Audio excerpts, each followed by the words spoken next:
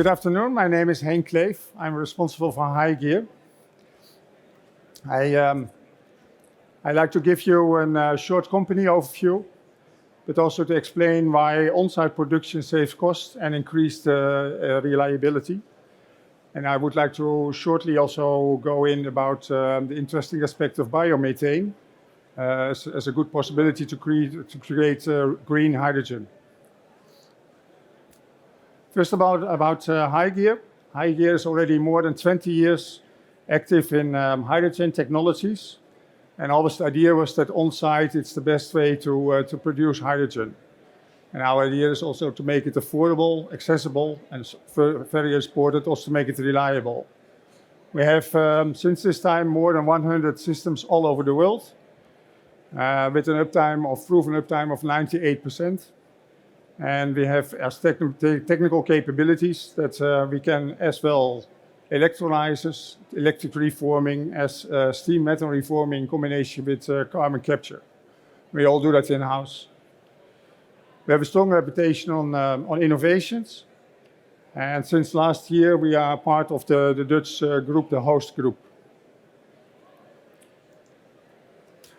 Just to give you an overview about our customers and global coverage, you see that a lot of leading companies for which cost and reliability is very important.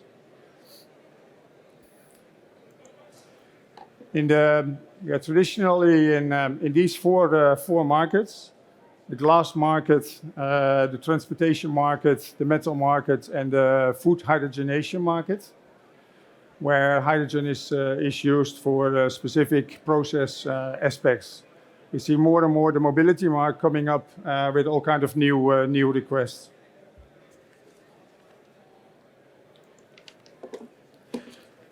As I mentioned, we are constantly on the drive of innovations. You may have seen this early this month we published the newest innovation we're working on. We will build the first Benelux e-methanol plant, and together with an 1.1 quarts PEM electrolyzer. We do that together with the University of Twente and with the host group. We built this at our location in Arnhem, the Netherlands.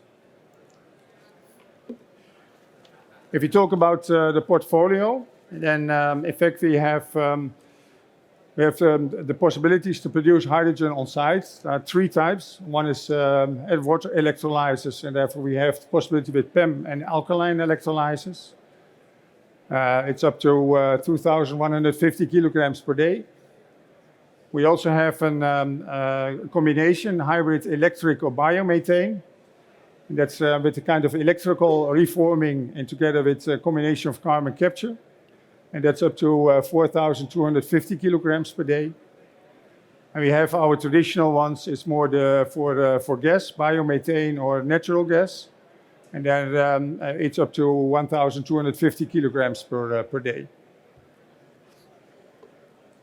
Those are our installations to produce hydrogen on site. They're all containerized in 20 or 40 food containers. In addition, we also have subsystems. They can be used as standalone system, or they can be used in combination of our production installations. It's like the gas recycling. This allows the fused gas to further to make it more pure, or to reduce it, and as such to reduce the input of natural gas.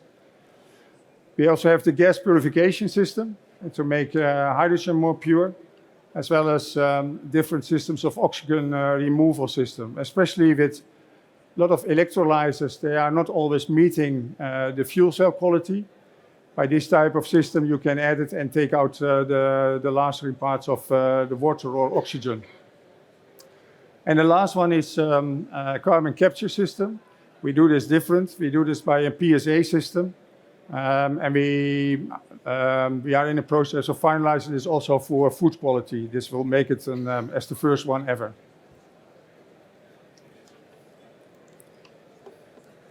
Oh, sorry, go one, yeah. Just to give you a little bit idea about our installations all over the world. One of them is in Spain with the glass company Saint-Gobain. There they produce hydrogen on site. But also in Saudi Arabia, they use the HyGear for the recirculation of the recycling of the fused gases. That's an idea of the glass market. We also have it of the metallurgy market. And I'd like to emphasize that this can be used as well in cold as in very hot temperatures. Another one is in the mobility market. Like in the US, we have for the forklift power generation of Walmart. Or in Latvia, it's already 8 or 9 years an existing hydrogen fueling station. Or with Total Energies, our neighbors, where we supply the hydrogen to them. Or we are in other markets, that, like for instance with hydrocracking for refinery of oil. So this gives a little bit of background about our organization. As process, we can produce on different ways. It can be used by natural gas or biomethane. And by using our hydrogenation systems, produce it in hydrogen 5.0 or higher. And we also can combine it with carbon capture system. Another way, of course, is by electrolyzers, where you use water and electricity, and in combination with our installation plus a deoxo dryer, results in a hydrogen 5.0 quality.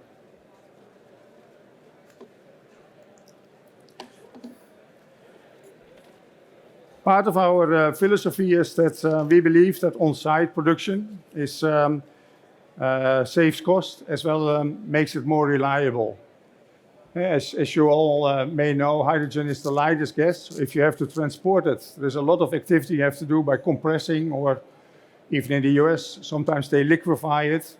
Those costs are very high. So we say if it's more than roughly 100 kilometers of transport, you better can produce it on site.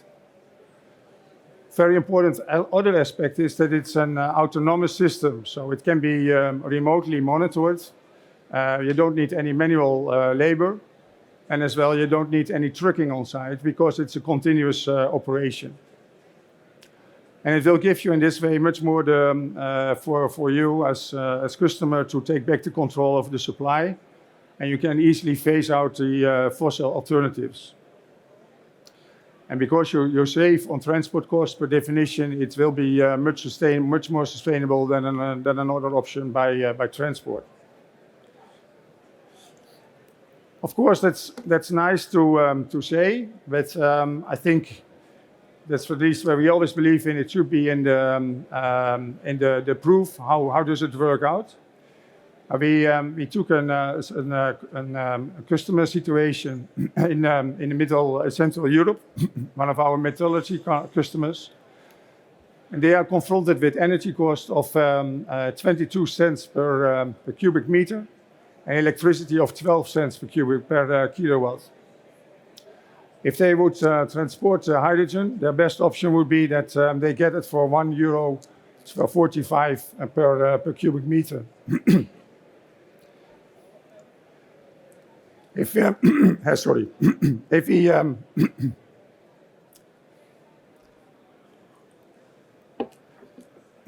we would apply that with our systems, then we could easily reduce to the cost of this 1.45 to 96 cents per cubic meter.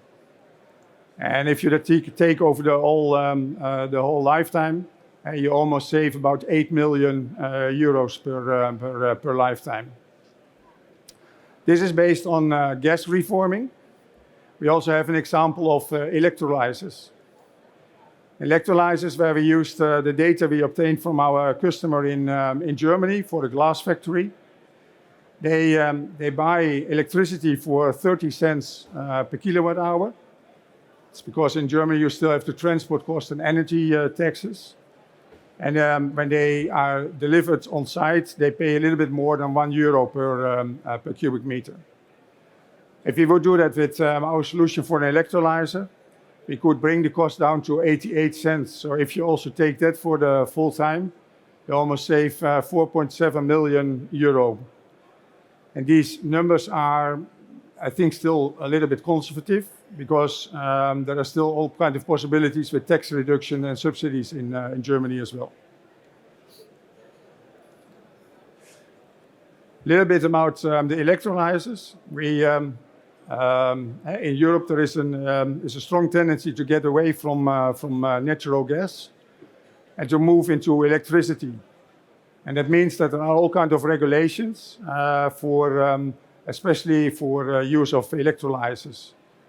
In the Netherlands, there's a new regulation applicable, and it will give you the possibility for your assets investment up to 80% will be subsidized. Only it should be built in the Netherlands, and it should be installed in the Netherlands. But there are a lot of other countries also with special regulations, and we are glad to assist on that way as well. And also, I would like to emphasize more about the possibilities of biomethane. If you see the European regulation, it seems to be all about electricity, but at the same time, we have all kinds of limitations in the grid. If we would apply a little bit more for biomethane, it could solve a lot.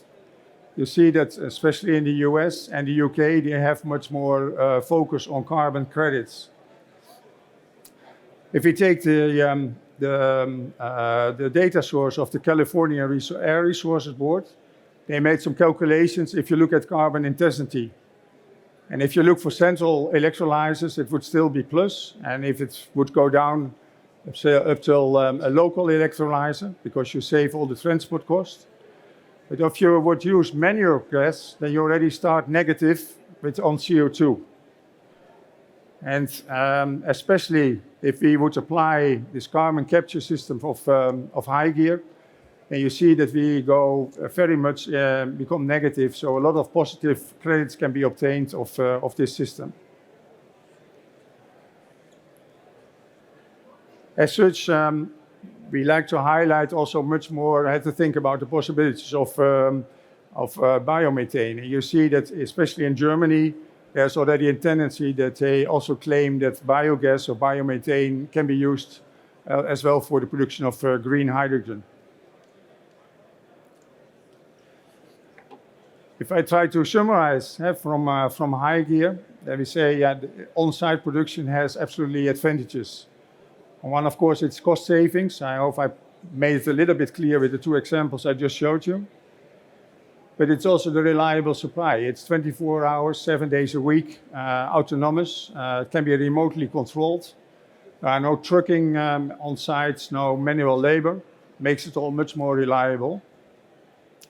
And on the other hand, we claim that with our full tech suite, we can offer the full range of possibilities. It can be whether electrolyzers, it can be electric reforming, it can be SMR. And we are willing absolutely to explore with you what's the best option, looking for the local policy or the subsidy possibilities. And by taking out the transport, per definition, it's more sustainable than any other option. But of course, with our recycling technology, we make optimal use of our system, make the best out of it. As such, I'd like to hope to give you a little bit more insight about the possibilities for HyGear, where we're already working for more than 20 years. We are here in the hall, a little bit over there, booth 76B. If you really would like to discuss more in details, you're more than welcome to join us in the booth of 76B. Thank you very much. Any questions? No? Then I hope to see you all at 76B. Thank you very much.